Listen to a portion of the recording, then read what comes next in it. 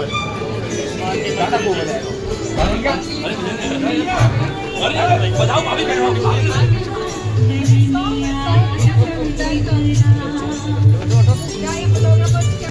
बाहर आके बैठेंगी, बाहर बैठेंगी, अभी बाहर बैठेंगी इधर।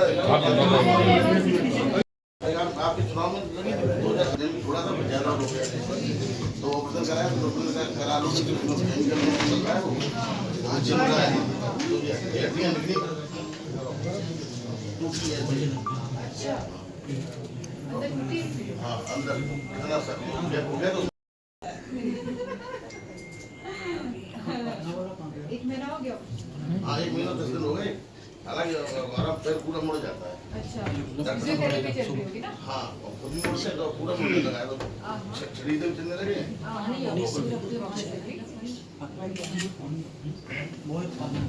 ये सब लोग बैठे पश्चिम बंगाल में रेप की घटना हुई है जिसको लेके ममता बनर्जी का विवादित बयान सामने आया है जिसमें उन्होंने महिलाओं को बोला 12:30 बजे के बाद रात में उनको निकलना ही क्यों चाहिए। तो कैसे देखती है इस तरह के बयान महिलाओं के लिए?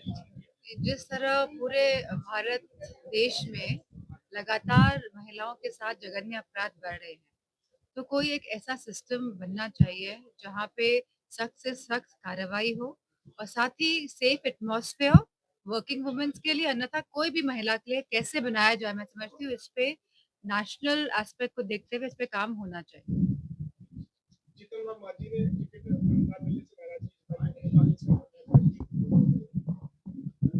वो बिहार की बात है, चुनाव पास है तो ये तो खिंचातानी थोड़ा बहुत चलता ही रहेगा।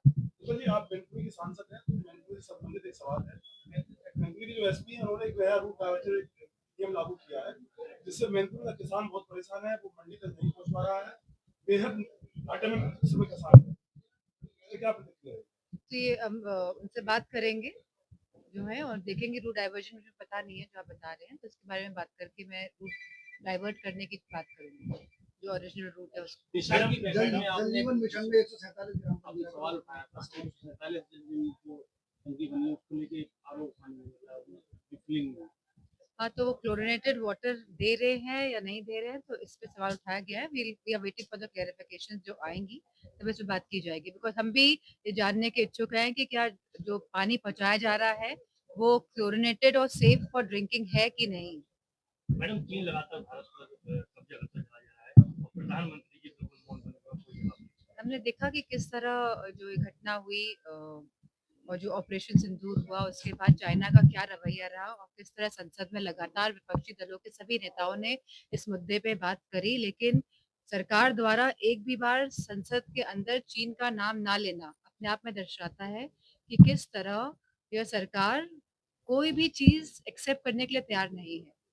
और जहां विपक्षी नेताओं ने सभी ने कहा कि चीन का साथ रहा है पाकिस्तान के साथ इस पूरे जो जो ये पूरा ये सिंदूर ऑपरेशन की जो पहले की घटना है और जिस तरह सिंदूर ऑपरेशन हुआ तो चीन का साथ रहा है पाकिस्तान के साथ और बीजेपी के द्वारा चीन का नाम ना लिया जाना संसद में और उसके बाद चीन के प्रधानमंत्री के साथ जाके बैठकें करना, तो मैं समझती हूँ इस तरह की जो ये नीति अपनाई गई है भारतीय जनता पार्टी द्वारा इसने हमारे सेना का मनोबल गिराने का काम किया है। नेताजी शुरू कहते थे जिसमें चीन से पाकिस्तान मैं खुद सांसद थी जब नेताजी मौजूद थे और नेताजी ने कई बार, एक बार नहीं कई बार मेरे सांसद रहते हुए हाउस में ये बात उठाई कि असली खतरा हमें चीन से ही है। तो मैं समझती हूँ कि नेताजी को पहले ही से इस बात का आभास था कि चीन बहुत ही खतरनाक देश है और लगातार हमारे भारतवर्ष की सीमाओं को हथियाने में लगा हुआ। बंगाल की रेप की घटना के बाद ममता बनर्जी ने रेप की घटना को लेकर असंतोष जाहिर किया है, उन्होंने दुख व्यक्त किया है।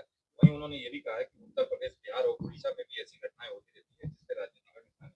मैं समझती हूँ कि हम सभी जानते हैं कि आजकल जो मीडिया है वो कितना पक्षपात करता है, कितना बायस है और जिस तरह से लगातार उत्तर प्रदेश में महिलाओं के साथ अपराध हो रहे हैं, हम नहीं कभी भूल सकते हाथरस की घटना को, हम नहीं भूल सकते हमारे यहाँ पे जो घटना हुई जहाँ पे कश्यप समाज की बेटी को रेप किया, उसकी हत्या कर दी गई और पूरा प्रशासन चाह रहा था कि एफआईआर भी तक लॉन्च नहीं हो। हम नहीं भूल सकते अभी 2 दिन पहले ही जो दलित बेटी के साथ रेप हुआ उसकी हत्या कर दी गई है।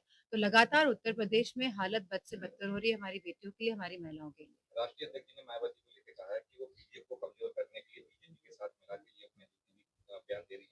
वो बीजेपी के साथ मिला हुआ उनका बयान सामने आता है। नहीं, वो साफ दर्शाता है कि बीजेपी का साथ देने के ही इस तरह की बयानबाजी हो रही है। लेकिन पीडीए जो है और जो राष्ट्रीय अध्यक्ष जी द्वारा दिया गया पीडीए जो है, लगातार हम लोग पीडीए के संपर्क में हैं और पीडीए के माध्यम से ही हम जन जन तक पहुंच रहे हैं। मुझे पूरा भरोसा है कि पीडीए मजबूत और एकता के साथ इस बार चुनाव आने वाले चुनाव में खड़ा होगा और इस पीडीए के दर्द से ही भारतीय जनता पार्टी इस तरह के बयान दिलवा रही है। 27 में समाजवादी पार्टी का चुनाव आयोग के प्रति क्या रवैया रहेगा, किस तरह का स्टेप होगा?